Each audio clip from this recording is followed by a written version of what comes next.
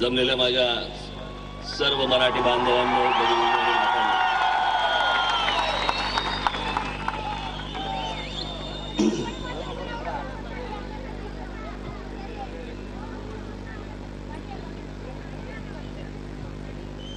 गाडी देताना थोडासा डुलका लागला, इथं उठलो.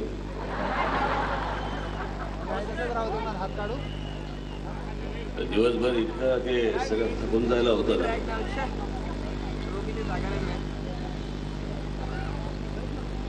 संध्याकाळच्या सभा आणि सकाळचे ते टेलिव्हिजन चॅनलचे इंटरव्ह्यू आणि वर्तमानपत्रांचे इंटरव्ह्यू, पकपाक पकपाक पकपाक पकपाक दिवसभर सरतेच चालू असतं.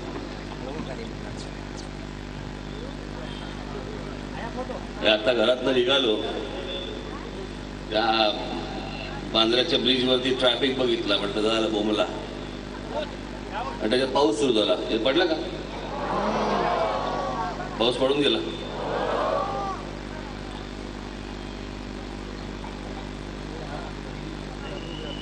म्हटलं आता परत जर म्हटलं सभेच्या वेळेला पाऊस पडला,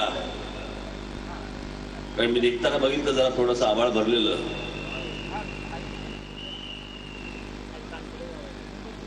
मला कळेना जब्बा लेंगा घालू की नको घालू. म्हणजे काहीतरी घालायचं होतं, पण म्हटलं जब्बा लेंगा घालू की नको घालू. जरा पाऊस पडला की आमची मंदागिरी.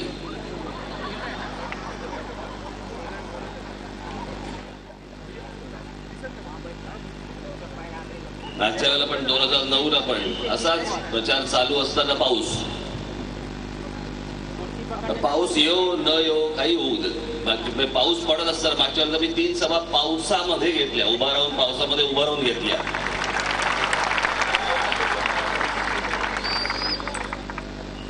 तुम्ही कधी घेतल्यात तर लक्षात ठेवा, पावसात उभं राहून सभा घ्या, माईकला हात लावू नका. आपल्याला काय माहित पाण्यामुळे काय काय होईल ते. आता सगळं अख्खं शहर तुडवत आलो. काय विचका करून ठेवला या शहराचा. आता मला इथपर्यंत आमचे पोलीस घेऊन आले ट्रॅफिकचे, म्हणून पोहोचू शकलो. नाही तर काय आता तिकडे हायवेला हे काय आजचं नाही, रोजच आहे.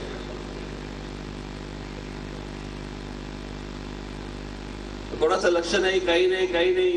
बस नुसती शहरं वाढतायत, पसरतायत. आणि आमच्या नेत्यांना कोणाला काही तिकडे देणं घेणंच नाही. निवडणुका लढवत आहेत.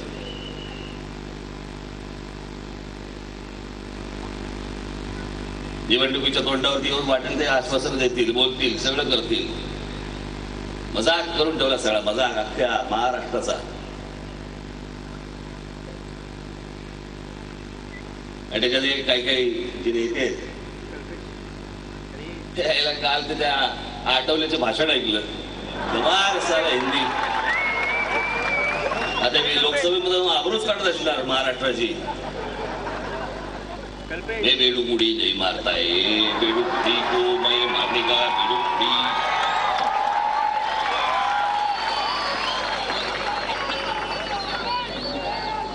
करेगा मेरी जो नकल होगा उसका टक्कल. त्याच्या आईला हे जन्माला आलं बेअक्कल.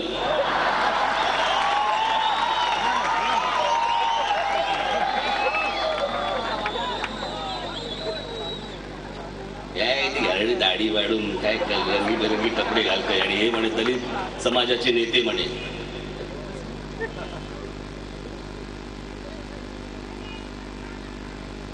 हे सगळे पुढारी पाहिल्यावर आमच्या बाबासाहेबांना काय वाटत असेल. हे कोणाच्या हातात दिले, काय चालू आहे. आणि या सगळ्या या आघाड्या आणि युत्यांचा सगळा विचका झाल्यावरती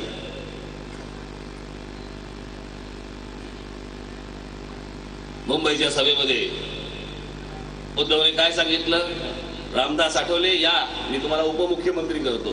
काय साला महाराष्ट्रात झालं असतं. होणार नव्हते तो भाग वेगळाच. पण काहीही चालू आहे सगळ्या सध्या महाराष्ट्रामध्ये, काही चालू आहे. कोणी काही बोलतंय, काही चालू आहे. जनतेशी काही देणं घेणं नाही, बस आपल्या मनाला वाटेल तसं आपले फुटतायत.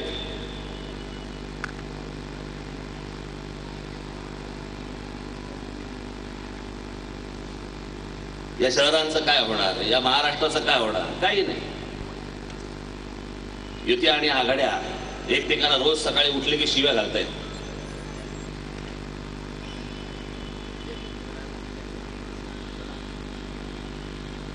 पण या सगळ्या शिव्यांमध्ये तुमचा विचार नाही कुठे. त्या महाराष्ट्राचा बाबा, महाराष्ट्राला भविष्य काय, महाराष्ट्राला भवितव्य काय, महाराष्ट्राला पुढे कुठे न्यायचंय, ती महाराष्ट्रातल्या शहरांचं काय करायचंय, काही नाही. रोज आपली आमच्या शहरांची लोकसंख्या वाढते, बिचका सगळ्या शहरांचा होतोय, राहणं कठीण होऊन बसलंय. झोपडपट्ट्या एका बाजूला सगळीकडे वाढतायत कसल्या, वाढवतायत.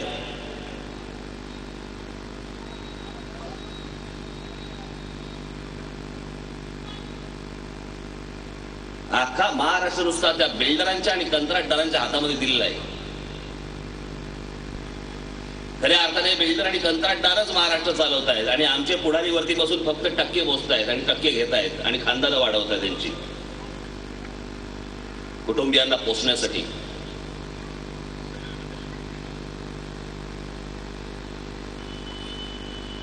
कुठे जगातली शहरं आणि कुठे आमची शहरं. आज मुंबई घ्या, मी त्या दिवशी नागपूरला होतो, जायचाही त्याचा विचका, त्या दिवशी औरंगाबादला होतो त्याचाही विचका. ट्रॅफिक नावाची काही गोष्टच राहिली नाही, काही शिस्त राहिलेली नाहीये. कुठची गाडी कुठूनही येते, कुठची स्कूटर कुठूनही येते. चला स्कूटर आणि सायकली सोडल्या नाही तर मध्ये डुक्कर येतं, डुक्कर गेली की गाय येते. ही काही शहरं झाली. काही शहरांना आकार नाही, उकार नाही, कोणाला वाटेल तशा इमारती फक्त उभ्या करायच्या.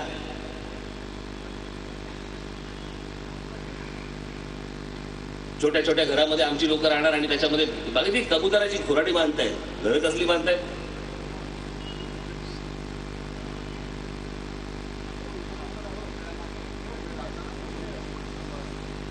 आणि महाराष्ट्रामध्ये या सगळ्या झोपडपट्ट्या वाढवण्याचं षडयंत्र सुरू आहे.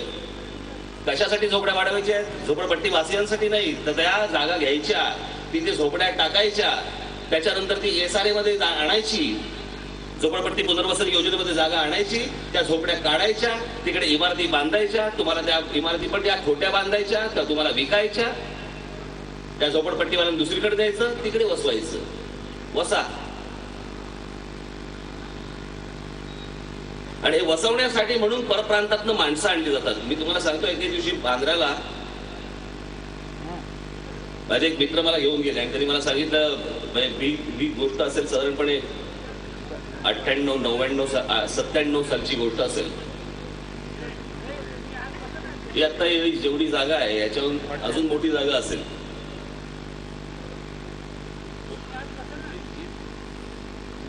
आणि तुम्ही मला एके दिवशी तिकडे नेलं आणि मला सांगितलं की त्याला मनोहर जोशी मुख्यमंत्री असताना त्यांनी मला सांगितलं की इथे मनोहर जोशीला सांगा आणि इथे मोठी एक स्पोर्ट्स अकॅडमी उभी राहील या जागेवरती. रिकामं होतं सगळं. मी सांगितलं तर ना बाबा, म्हटलं इथे काहीतरी एखादी स्पोर्ट्स अकॅडमी वगैरे म्हटलं उभी राहील, म्हटलं चांगली जागा आहे तिथे. मी बाबांना तुम्हाला सांगतो, याच्यावरती विश्वास ठेवा. जवळपास 2 आठवड्याच्या आत बदा लॉऱ्या गाड्यांमधनं माणसं आणून झोपडपट्टी बसवून टाकली. त्याच्याही तक्रारी करून झाल्या. पुढे काय नाही, ढिम्म.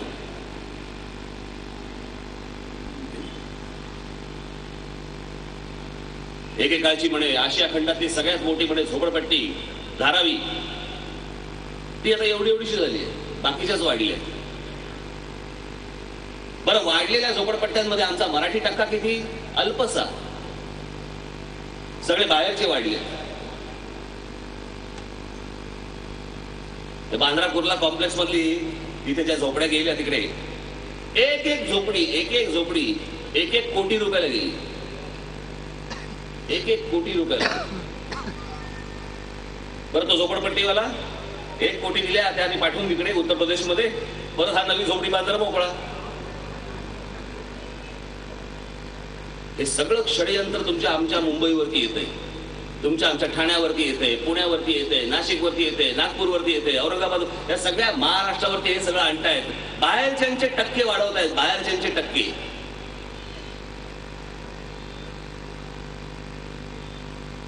आणि तुम्हाला अल्पमतामध्ये घेऊन जायचंय सगळ्यांना.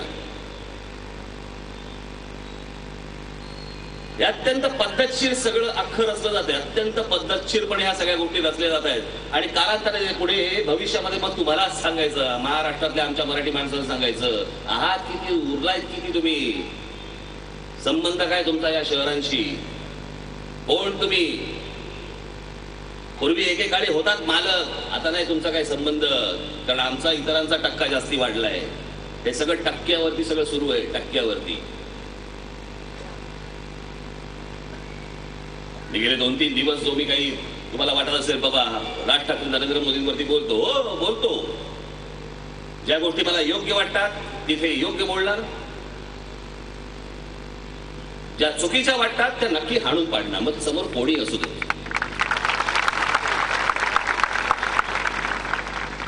समोर कोणी असू दे. या महाराष्ट्रावरती येणारी ही कुचिक षडयंत्र, या सगळ्या गोष्टींचा मी विरोध करणार म्हणजे करणार. मराठी माणसाच्या मुळाशी आणि महाराष्ट्राच्या अंगावरती येणारं कुठचंही संकट असेल, पहिला धावेल राज ठाकरे.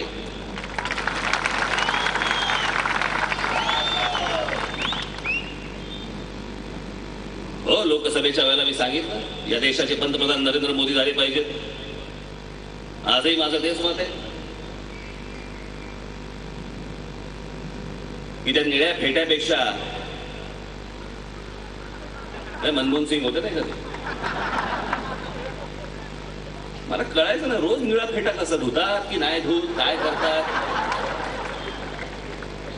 कधी लाल घातला, कधी पिवळा घातला, रोज निळा.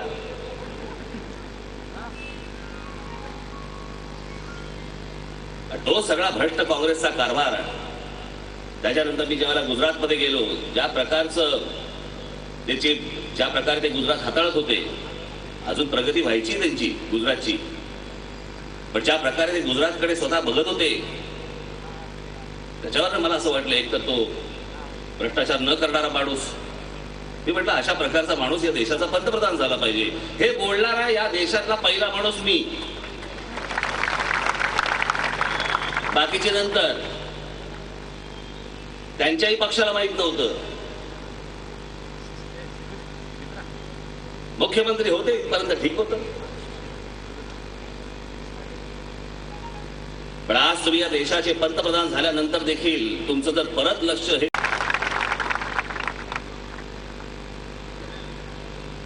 तुम्हाला ढोकळा प्रिय असेल, आम्हाला बटाटा वडा प्रिय आहे.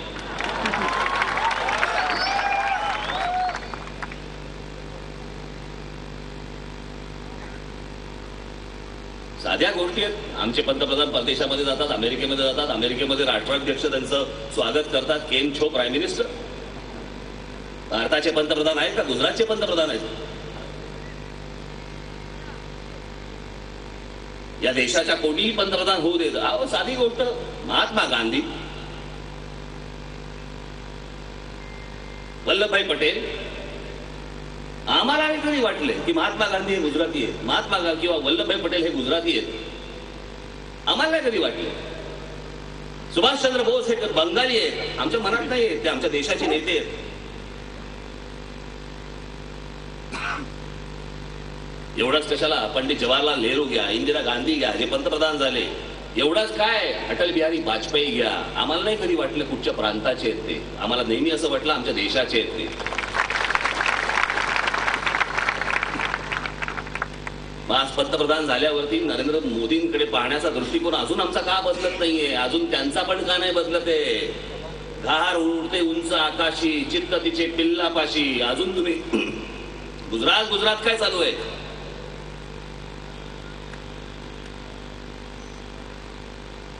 व्हाईट हाऊसला खाना दिला तिकडे ओबामांनी. बाहेर मनोरंजनाचा कार्यक्रम काय, गरबा का लेझिम का नाही? का नाही वाटलं तुम्हाला की बाबा महाराष्ट्रामधल्या सगळ्या गोष्टी तिकडे व्हाईट हाऊसच्या तिकडे लॉन वरती व्हाव्या?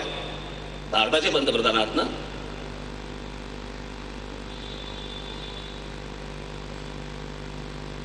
त्यांनीच नेमलेल्या त्या आनंदीबाई गुजरातच्या मुख्यमंत्री आता 10 दिवसापूर्वी इकडे येतात आणि सांगतात की महाराष्ट्रातल्या मुंबईतल्या गुजरात तुमच्या उद्योगपतींनो चला गुजरातकडे चला. का?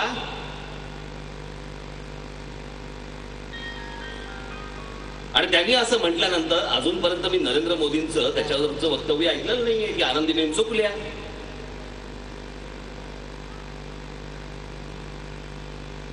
आज त्यांनी स्टेटमेंट काढले.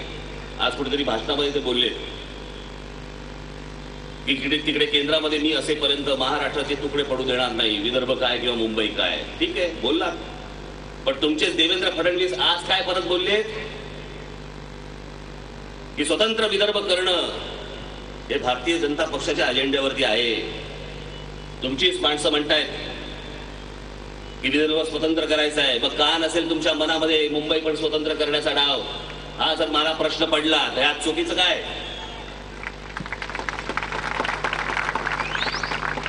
आणि तुमच्या एकूणच वागणुकीवरनं मला असं दिसतंय बुलेट ट्रेन आणायची आहे ती काय मुंबई आणि अहमदाबाद, मुंबई दिल्ली का नाही, मुंबई चेन्नई का नाही, मुंबई कलकत्ता का नाही, मुंबई अहमदाबाद. आम्हाला कुठे जायचंय अहमदाबादला? आम्हाला काय करायचंय अहमदाबादला जाऊन? ओळख तरी कोण आम्हाला तिकडे?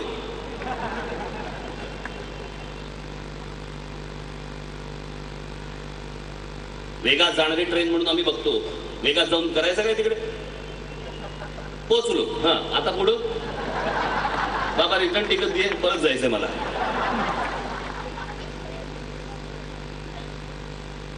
पण जपानला तुम्ही गेल्यानंतर जर समजा तुम्हाला बुलेट ट्रेन भारतामध्ये आणावीशी वाटते, ती आणताना तुम्हाला मुंबई अहमदाबादच दिसलं. या असल्या गोष्टींमुळे मला राग आला किंवा राग येतोय. आज तिथे सीमेवरती गोळीबार चालू आहे, तिकडे बॉम्बफेक चालू आहे आणि आमच्या देशाचे पंतप्रधान इथे महाराष्ट्रामध्ये प्रचार करतायत, त्यांच्या पक्षाचा सभा घेत आहेत. त्यांनी 20 सभा घ्याव्यात, त्याचे 40 सभा घ्याव्यात. मला काय त्याच्याशी देणे घेणे? देशाचा कारभार कधी बघणार? उद्या प्रत्येक राज्याच्या निवडणुका लागतील, तुम्हीच प्रचार करणार? अर्थात त्यांना प्रचार करावा लागतोय. याचं कारण म्हणजे इथले महाराष्ट्रातले नेते यांना थोबाडच नाही. एक तुमच्याकडे उभं आहे ज्याला मतदारसंघ नाही, राहतंय भलतीकडे, उभं भलतीकडे राहतंय.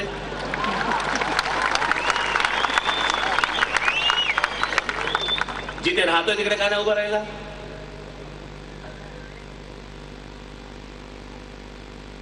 कोणत्या महाराष्ट्रातल्या प्रश्नांबद्दल आवाज उठवला? विरोधी पक्ष नेते होते ना, कुठला आवाज उठवला?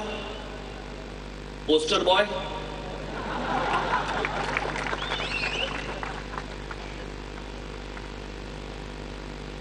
सगळी नौटंकी. आणि त्या नरेंद्र मोदीला बरोबर कळलं ते. त्यांना माहिती आहे, त्यांनी ज्यावेळेला बीडला सभा घेतली त्यांनी तिथे सांगितलं ना की आज गोपीनाथ मुंडे हयात असते तर मला महाराष्ट्रात प्रचार सभा घ्यायची वेळ झाली नसती. याचा अर्थ यांची लायकी सांगितली त्यांनी की घड्याळांनो तुमच्यासाठी मला प्रचार करायला लागतोय, कारण तुम्हाला थोबाड उरलेलं नाही. महाराष्ट्रातील जनता तुम्हाला बघून मतदान करणार नाही, मलाच परत येऊन तुमच्यासाठी प्रचार करायला लागतोय. हेच त्यांनी सांगितलं तिकडे.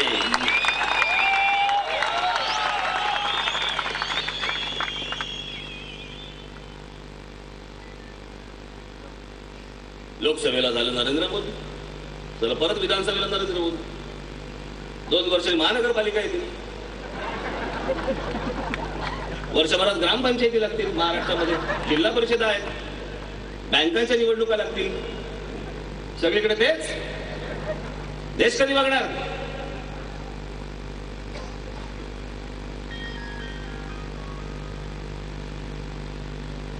या देशामध्ये बदल घडावा, काही चांगल्या वेगळ्या गोष्टी याव्यात,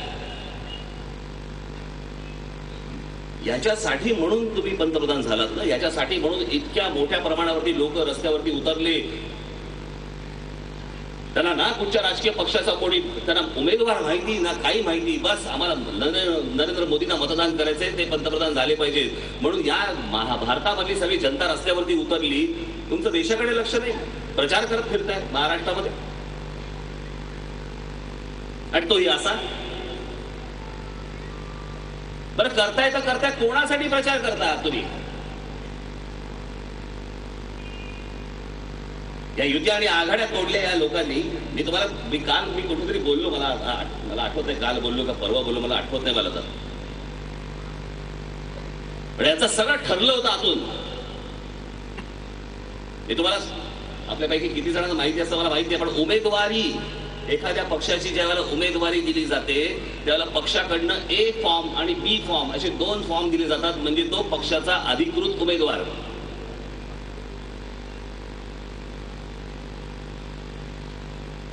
आता मला सांगा, जर ह्यांची युती आघाडी जर आयत्या वेळेला तुटली होती तर ह्यांना महाराष्ट्रातल्या 288 मतदारसंघामधल्या इतक्या मतदारसंघातल्या उमेदवारांना उमेदवार आले कुठून तुमच्याकडे? पटापटा इतके एबी फॉर्म तुम्ही महाराष्ट्रभर वाटले कसे काय? म्हणजे सगळी तयारी होती, तुम्ही लोकांना मूर्ख बनवत होतात आणि आयत्या वेळेला फक्त 25 तारखेला तुम्ही फाटाफूट फक्त घडवली आणि त्याच्यामध्ये तुमच्या सगळ्या तयारी दिवशी तुम्ही कुठे गेलात? उगाच लोकांना महाराष्ट्राच्या जनतेला वाटत होतं होणार की नाही होणार, होणार की नाही होणार, काय होणार, फाटणार की नाही फाटणार, फाटलेलं शिवणार की नाही शिवणार. तुम्हाला बेवकूफ बनवत होते. आणि आजही तेच. हे जे भारतीय जनता पक्षवाले सांगतायत ना आमच्या हातामध्ये द्या, बहुमत द्या, कोणाच्या जीवावर बहुमत द्यायचं? अहो यांचे जवळपास 60 उमेदवार राष्ट्रवादी काँग्रेस आणि काँग्रेसमधून आणलेले आहेत. 60 आयत्या वेळेला काँग्रेस आणि राष्ट्रवादी काँग्रेसमधून आणलेले आहेत. म्हणजे उद्या जर समजा यांच्या हातात दिली सत्ता तर पुन्हा बसणार कोण? काँग्रेस आणि राष्ट्रवादी काँग्रेसवाले. साला इथून भी मैं चित भी मेरी पट भी मेरा. इथून पण तेच, तिथून पण तेच. ज्या पक्षाला स्वतःचे उमेदवार सापडत नाहीत महाराष्ट्रामध्ये ते बहुमताची अपेक्षा करतायत. आणि मग जे 60 उमेदवार उभे आहेत तुमचे काँग्रेस आणि राष्ट्रवादीकडनं आणलेले, आज त्या काँग्रेसवाले आणि राष्ट्रवादीवाल्यांचा प्रचार नरेंद्र मोदी करतायत. त्यांना निवडून द्या म्हणून सांगतात तुम्ही. भाजप कुठे आहे? यांचा पत्ता नाही. आणि युतीतले ते दुसरे, त्यांना स्वतःचा मोह आवरत नाही. राज्यामध्ये युतीच्या लाथा पडल्या तरी केंद्रातलं मंत्रिपद शाबूत ठेवतायत. दोन्ही बाजूनी बोलायचं, दोन्ही बाजूनी बोलायचं. पहिल्यांदा बोलायचं की आम्ही आमच्या मंत्र्याचा राजीनामा द्यायला सांगतो. आज सांगायचं अफजल खानाची स्वारी आली आहे दिल्लीहून. मंत्रिपदाचा निर्णय नरेंद्र मोदींशी घेतल्यावरती आम्ही बोलल्यानंतर आम्ही घेऊ. वा रे वा, एक काय ते ठरवा ना. भारतीय जनता पक्ष तुमच्या जवळ आहे का नाहीये?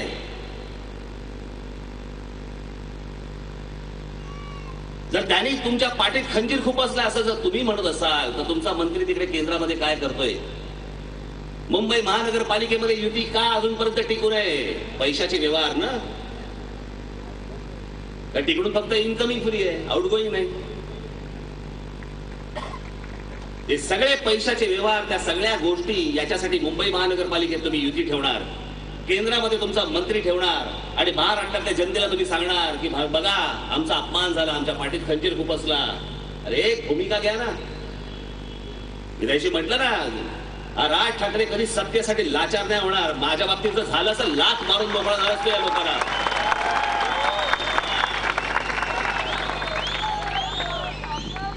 माझ्या बाबतीत जर वागले असते ना, बघा महाराष्ट्रात उघडा नागडा करून मागले असते ना. वाटेल कसे वागतायत?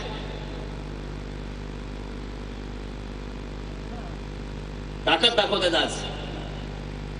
भाजप भाजप म्हणून ताकद दाखवतात. जे काय जे मिळालं ते मोदींच्या नावाने मिळालं. यांची काय ताकद? महाराष्ट्रामधला भारतीय जनता पक्ष हा माननीय बाळासाहेबांमुळे मिळाली याला ताकद. त्यांच्यामुळे हा उभा राहिला. आणि बेटकुळ्या काढून दाखवतात आज. आम्हाला 4 पॅक्स आले आणि 6 पॅक्स आले म्हणून.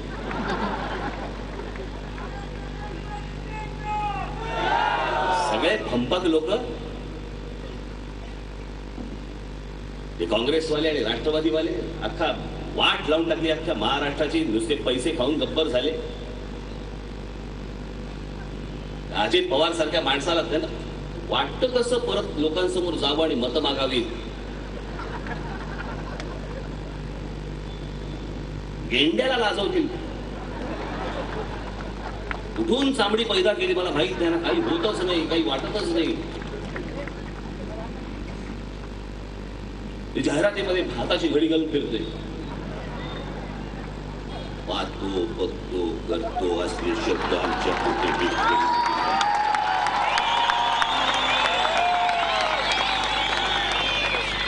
बरोबर आहे. पाहतो बघतो करतो असले शब्द नसणारच. ओरबाडतो, लुटतो, कमावतो, खातो, हे असलेच शब्द असणार यांच्याकडे.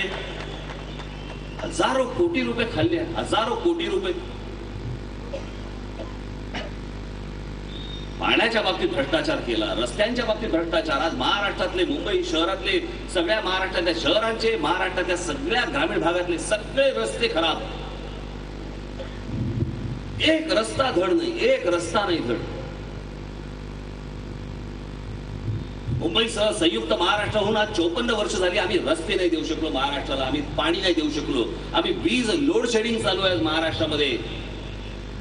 प्रगती व्हायच्या पेक्षा आमच्या महाराष्ट्रातले 60-60 हजार शेतकरी आत्महत्या करतायत.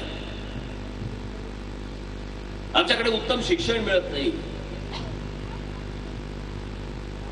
व्यवसायाभिमुख शिक्षण मिळत नाही, आमच्याकडे नोकऱ्या उपलब्ध होत नाही. आणि ज्या होत आहेत त्या आमच्या महाराष्ट्रातल्या मराठी मुलांना कळत नाहीयेत. त्या परप्रांतातल्या लोकांना कळत आहेत, तिथे कळत आहेत, ती मुलं येत आहेत, ते तुमच्या नोकऱ्या घेऊन जात आहेत, पण आमच्या मराठी मुलांना कळायला तयार नाहीये. काही आस्था नावाची गोष्टच नाही हो यांच्याकडे. बाकीच्या राज्यांमध्ये बघा, त्यांची माणसं आपापल्या राज्यातल्या आपापल्या लोकांसाठी केवढे झटत असतात, केवढं काम करत असतात. ही माझी मुलं आहेत, या माझ्या महाराष्ट्रातल्या माझ्या मुली आहेत.